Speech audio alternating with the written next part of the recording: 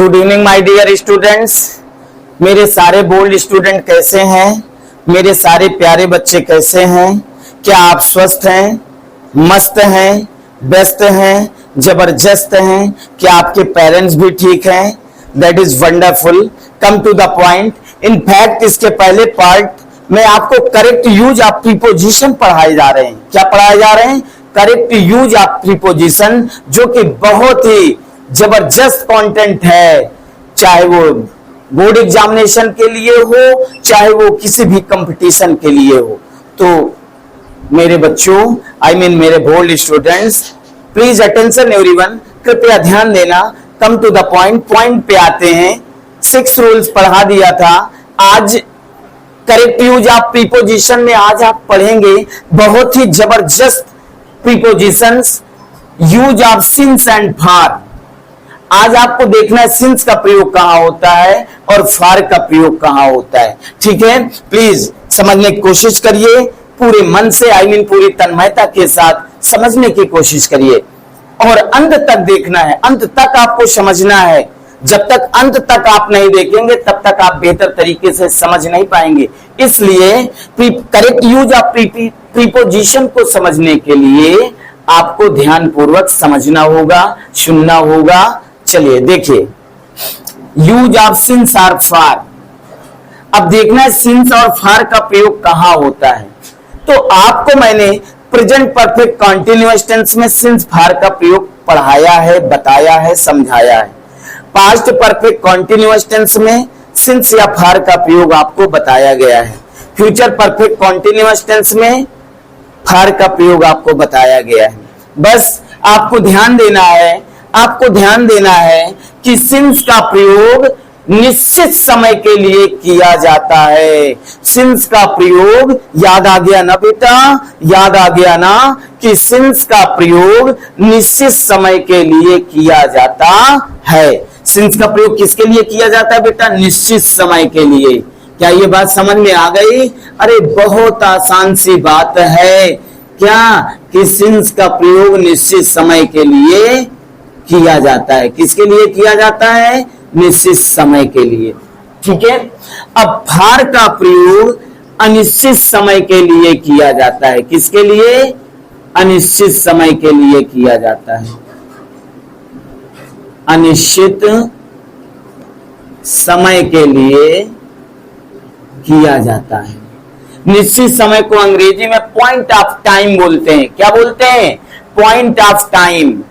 और अनिश्चित समय को पीरियड ऑफ टाइम बोलते हैं। क्या बोलते हैं लल्ला? Period of time. तो देखिए, सिंस का प्रयोग निश्चित समय के लिए किया जाता है। अब आपको लगेगा सर निश्चित समय कौन से होते हैं? अरे लल्ला, मैंने बताया था कि बजे आ जाए, चाहे 1 बजे, 2 बजे, 3 बजे, 4 बजे, 5 बजे, 6 बजे, 11 बजे, 13 बजे, 14 बजे, 15 बजे, ये सब निश्चित समय होता है। दोपहर आ जाए, सुबह आ जाए, शाम आ जाए, दिनों के नाम आ जाए, महीनों के नाम आ जाए, सन आ जाए, तो ये सब निश्चित समय होता है, अर्थात पॉइंट ऑफ टाइम होता है। और जब निश्चित समय आए तो वहां पे किसका प्रयोग करोगे? प्रीपोजिशन सिंस का प्रयोग करोगे। ओके। अनिश्चित समय के लिए फार लगाएंगे। फार का प्रयोग अनिश्चित समय के लिए। अब आप कहेंगे सर अनिश्चित समय कौन से होते हैं? तो अरे भैया, घंटे आ जाए। घंटे का तात्पर्य हुआ 1 घंटे, 2 घंटे, 4 घंटे, 10 घंटे, 10 घंटे, 15 घंटे, 20 घंटे, अनिश्चित समय। ठीक है। सेकंड आ जाए, मिनट आ जाए, दिन आ जाए, 1 दिन, 2 दिन, 4 दिन, 5 दिन, 500 दिन, कितने भी दिन, अनिश्चित समय। महीना आ जाए, 1 महीने, 2 महीने, 4 महीने, 10 महीने, 20 महीने, 25 महीने, सब अनिश्चित समय होता है। क्या बात समझ में आ गई? क्या बात समझ में आ गई? वर्ष आ जाए, 1 वर्ष, 2 वर्ष, 4 वर्ष, 5 वर्ष, 6 वर्ष, है ना। जैसे मोहन 4 वर्ष से मुंबई में पढ़ रहा है। कितने वर्ष से? 4 वर्ष से। कौन से 4 वर्ष? अनिश्चित समय हो रहा है ना, तो वहां पे फार लगाएंगे। क्या ये बात समझ में आ गई? तो एग्जाम्पल देखिए बेटा कैसे यूज करते हैं हम। जैसे कह दिया जाए I have been telling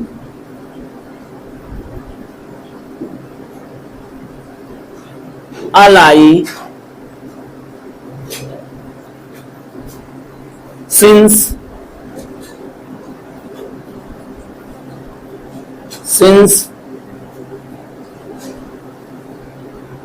morning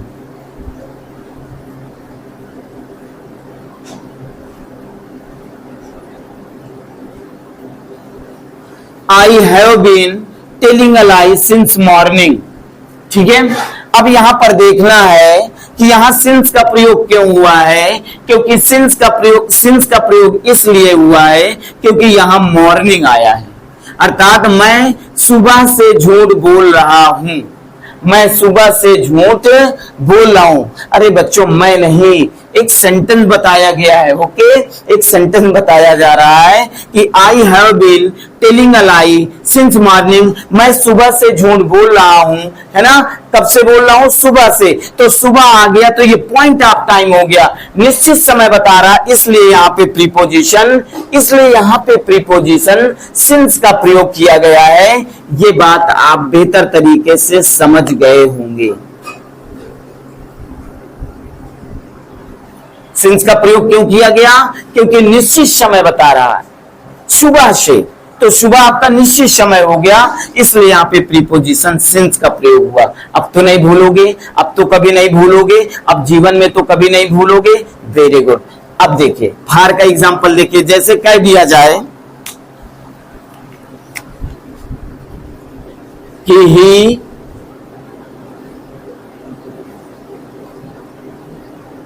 has been writing, WRITING, writing, he has been writing, INA से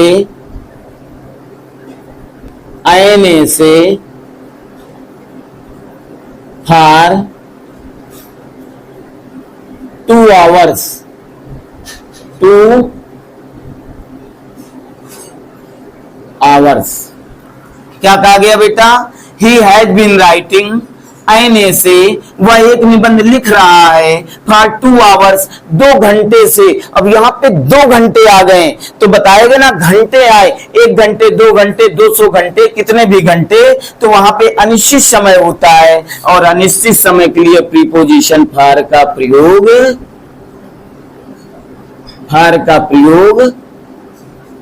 किया जाता है। क्या ये बात समझ में आ गई? क्या मेरे सारे बोल्ड स्टूडेंट इस बात को समझ गए? कोई कठिनाई तो नहीं गई? आपको मैं इतने सरल लहजे में समझाने की कोशिश करता हूं कि यदि आप थोड़ा भी ध्यान दोगे तो आपको बिल्कुल ये बेहतर तरीके से आ जाएगा। ओके, तो सिंस और फॉर का यूज मालूम हो गया।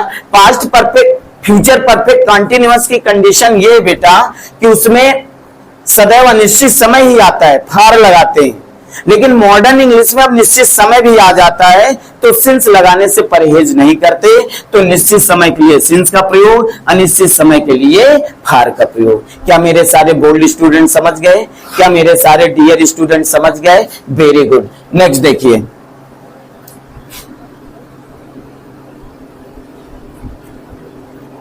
8 नंबर देखिए भाई।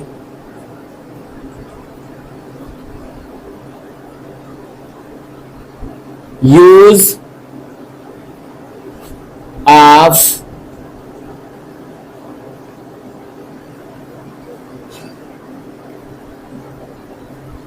बहुत ही जबरदस्त प्रयोग पढ़ने जा रहे हैं आप, बहुत ही जबरदस्त यूज पढ़ने जा रहे हैं। Use of on and upon, क्या आया बेटा? On and upon. Use of on and upon, ठीक है। अब आपको समझना है कि प्रीपोजिशन ऑन का प्रयोग कहां किया जाता है और अपॉन का प्रयोग कहां किया जाता है। तो समझिएगा, एक ही बात में आपको समझ में आ जाएगा। ऑन का प्रयोग स्थिर वस्तुओं के लिए किया जाता है। कहा भैया? ऑन का प्रयोग स्थिर वस्तुओं के लिए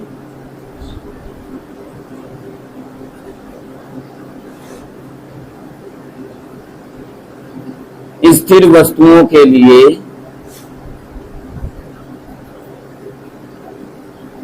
किया जाता है। आन का प्रयोग कहां होता है बेटा, कहां होता है लल्ला?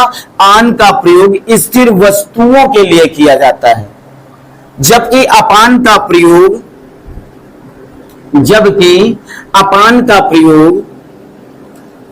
गतिशील, इन मोशन, गतिशील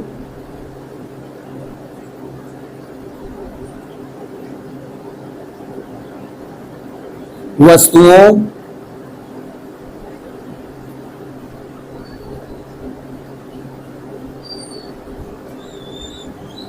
तथा जानवरों के लिए किया जाता है। गतिशील वस्तुओं या जानवरों के लिए किया जाता है। क्या इतनी बात समझ में आ गई? अभी कम आई है तो आ जाएगी। Don't worry because I am with you. चलिए प्लीज ट्राई टू अंडरस्टैंड। देखिएगा यहाँ पे आन का प्रयोग कहां किया जाता है? प्रीपोजिशन आन का प्रयोग कहां किया जाता है? आन का प्रयोग स्थिर वस्तुओं के लिए किया जाता है, जबकि अपान का प्रयोग गतिशील वस्तुओं तथा जानवरों के लिए किया जाता है। ठीक है, जैसे समझिएगा, जैसे आई sat on a chair। समझिएगा, I sat on a chair, मैं एक कुर्सी पर बैठा था। अरे भैया, ये जो आपकी कुर्सी है, बताइए कुर्सी भाग रही है या स्थिर है? एक स्थान पे है या भाग रही है? अरे भैया एक स्थान पे है। मैं एक कुर्सी पर बैठा था, और जो कुर्सी है रखी हुई है वो बेटा स्थिर है। इसलिए यहाँ पे प्रीपोजिशन आन का प्रयोग किया गया है, क्योंकि ये जो आपकी चेयर है ये स्थिर है, एट रेस्ट है। एट रेस्ट का तात्पर्य हुआ कि स्थिर है। ठीक है, इसलिए प्रीपोजिशन किसका प्रयोग किया गया? आन का प्रयोग किया गया है। किसका प्रयोग किया गया? आन का प्रयोग किया गया है। किसका प्रयोग किया गया? आन का प्रयोग किया गया है। क्या बात समझ में आ गई है? आन का प्रयोग समझ में आया कि आन का प्रयोग स्थिर वस्तुओं के लिए किया जाता है। बेटा यहाँ पे कुर्सी, जिस कुर्सी में बैठे हैं हम, या बैठने जा रहे हैं या बैठे हैं, तो वो कुर्सी स्थिर है, इसलिए यहाँ पे प्रीपोजिशन आन का प्रयोग हुआ है। क्या ये बात समझ में आ गई? क्या मेरे सारे बोल्ड स्टूडेंट समझ गए? That is wonderful. चलिए दूसरा एग्जांपल, अपान द कैट, जैसे कहा गया the cat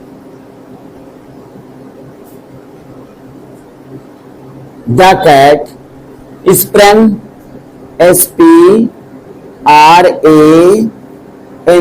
sprang upon the table, upon the table। क्या कहा गया? The cat sprang upon the table. अरे बिल्ली स्प्रैंग, उछली अपॉन द टेबल। कहां से? मेज के ऊपर से या मेज से। तो यहां पर देखिए, यहां पे जब बिल्ली उछली या जंप लगाई, तो बताइए ये जो बिल्ली है, जानवर है, ये स्थिर है या गतिशील है? उछलने के लिए तो गतिशील होना पड़ेगा ना, होना पड़ेगा ना। तो यहां पर देखिए बताया गया अपान का प्रयोग गतिशील वस्तुओं तथा जानवरों के भाव को प्रकट करता है या के लिए किया जाता है। तो यहाँ पे बिल्ली गतिशील हो गई, इसलिए यहाँ पे प्रीपोजिशन अपान का प्रयोग किया गया है। किसका प्रयोग किया गया है बेटा? अपान का प्रयोग किया गया है। क्या बात समझ में आ गई? क्या बात समझ में आ गई? कोई कंफ्यूजन, कोई डाउट? वेरी गुड, कोई डाउट नहीं। जितनी निष्ठा से मैं पढ़ा रहा हूं, यकीनन उतनी ही निष्ठा से पढ़ना, उतनी ही निष्ठा से पढ़ना। जितनी मैं मेहनत कर रहा हूं उतनी ही मेहनत करना। ठीक है, उतनी ही मेहनत करना, बल्कि और अधिक मेहनत की जरूरत है। Very good. Everything is possible, सब कुछ संभव है। Nothing is impossible in this world, दुनिया में कुछ असंभव नहीं है। बस किसी कार्य करने का एक कमिटमेंट, एक जिद होना चाहिए, जो आपके अंदर है, जो सबके अंदर है, जो सबके अंदर है। बट रिकॉग्नाइज योरसेल्फ, अपने आप को पहचानो। जिस दिन अपने आप को पहचान लोगे, उस दिन एवरीथिंग इज पॉसिबल, सब कुछ संभव हो जाएगा। चलिए, प्लीज अटेंशन एवरीवन। क्या ये दो यूज हो गए? एक यूज और देखिए बेटा, एक यूज और देखो, यहां पे बताया दे रहा हूं। 9वां number, use of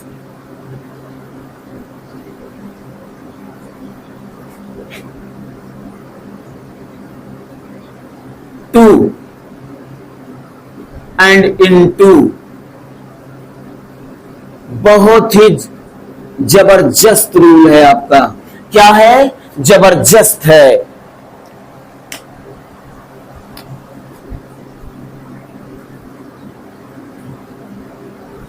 use of to and into. अब आपको देखना है कि प्रीपोजिशन टू का प्रयोग कहां होता है।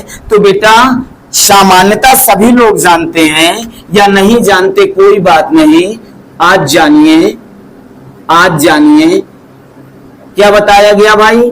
टू का प्रयोग सामान्य गत के लिए किया जाता है। बोलते नहीं हो I go to school, he goes to school, he goes to Kanpur. तो यहां पे प्रीपोजिशन टू का प्रयोग क्यों हो रहा? क्योंकि प्रीपोजिशन टू का प्रयोग सामान्य गत को भी स्पष्ट करता है।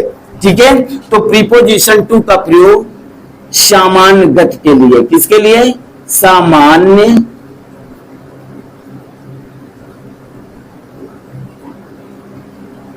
सामान्य गत के लिए। प्रीपोजिशन टू का प्रयोग सामान्य गत के लिए किया जाता है, जबकि इनटू का प्रयोग, बहुत ही ध्यानपूर्वक समझना, बहुत ही इंटरेस्टेड यूज है ये प्रीपोजिशन है इनटू। इनटू का प्रयोग समझना, उछलकर, उछलकर, कूदकर, कूदकर, रेंग कर। कैसे बेटा? अरे भैया रेंग कर, रेंग कर, तेजी से अचानक, तेजी से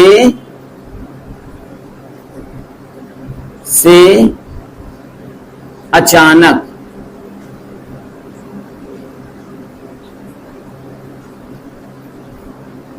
इनटू का प्रयोग उछलकर, कूदकर, रेंग कर, तेजी से अचानक के भाव को स्पष्ट करता है या के लिए किया जाता है, के लिए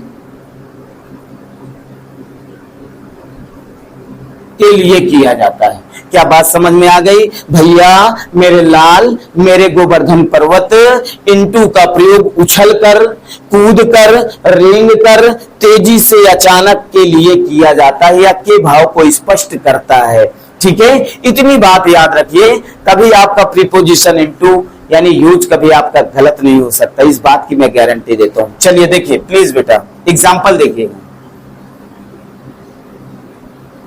जैसे she goes to temple, she goes to temple, इसका मतलब वो मंदिर जाती है। यहां पे ये जो टू का प्रयोग हुआ है, आई मीन प्रीपोजिशन टू का प्रयोग हुआ है, जब वो मंदिर जाती है तो सामान्य गत से ही तो जा रही ना सामान्य गत से। तो जब सामान्य गत से जाया जा रहा है, इसलिए यहाँ पे प्रीपोजिशन टू का प्रयोग किया गया है। किसका प्रयोग किया गया बेटा? प्रीपोजिशन टू का प्रयोग किया गया है। तो ऑलवेज रिमेंबर दिस फैक्ट कि टू का प्रयोग गत, सामान्य गत को स्पष्ट करता है। क्या स्पष्ट करता है? सामान्य गत को स्पष्ट करता है। यह सामान्य गत के लिए किया जाता है। दूसरा एग्जांपल देखिए, टू इनटू का प्रयोग देखो, बताया गया भैया, इनटू का प्रयोग उछल कर, कूद कर, रेंग कर, तेजी से अचानक के लिए किया जाता है। जैसे देखिए द एक्स, एक्स मीन क्या होता है भाई? कुल्हाड़ी, फेल, कुल्हाड़ी गिर गई, fail into the river, into the river, sorry, into the river, R-I-V-E-R, river, full stop। अब यहां पर समझिएगा, द एक्स कुल्हाड़ी फिर गिर गई इनटू द रिवर, नदी में। बेटा जब कुल्हाड़ी नदी में गिरी तो तेजी से अचानक गिरी या उछल कर गिरी, ऐसे ही गिरी ना, इसीलिए यहां पे प्रीपोजिशन इनटू का प्रयोग किया गया है। किसका प्रयोग किया गया है? इनटू का प्रयोग किया गया है। क्या ये बात समझ में आ गई? इनटू का प्रयोग उछलकर, कूदकर, रेंगकर, तेजी से, अचानक के लिए किया जाता है। जैसे the x fail into the river, कुल्हाड़ी नदी में गिर गई। तो जब कुल्हाड़ी गिरी तो तेजी से, अचानक या उछलकर ही गिरी, इसलिए यहां पे प्रीपोजिशन इनटू का प्रयोग हुआ है। जैसे कह दिया जाए, एक एग्जांपल और देख लीजिएगा इसका। जैसे कह दिया जाए,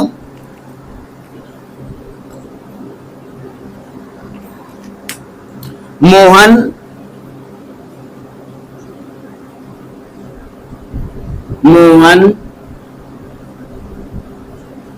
fail into the well. Well means क्या होता है? कुआं। देखिए, Mohan fail into the well, Mohan कुआं में गिर गया।